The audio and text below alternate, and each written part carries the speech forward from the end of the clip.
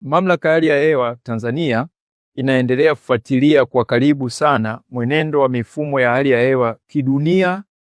na pia katika maeneo yote ya bahari na katika maeneo yote kwa mujibu wa taratibu zetu za kazi. Hususa ni hali ambayo inaendelea kujitokeza ya uwezekano wa kuwepo kwa El Nino pamoja na athari zake. Uchambuzi wa mifumo ya hali ya hewa unaonesha kwamba unaelekea kwa mwaka huu 2026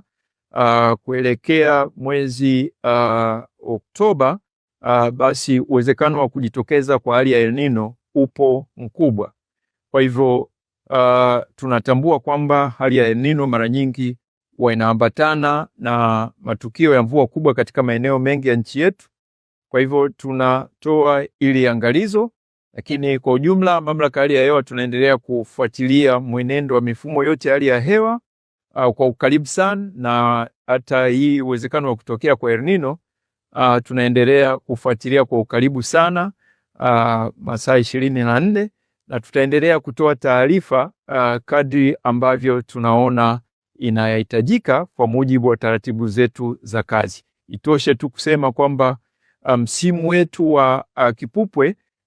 unatarajiwa kuwa na ongezeko kidogo la joto kuliko kawaida kwa joto la chini, na kuelekea sasa mwisho wa msimu wa kipupwe tunatarajia kwamba uwezekano wa kutokea kwa El Nino utaendelea kuimarika, na hivyo tutatoa taarifa wakati huo kadri ambavyo itahitajika.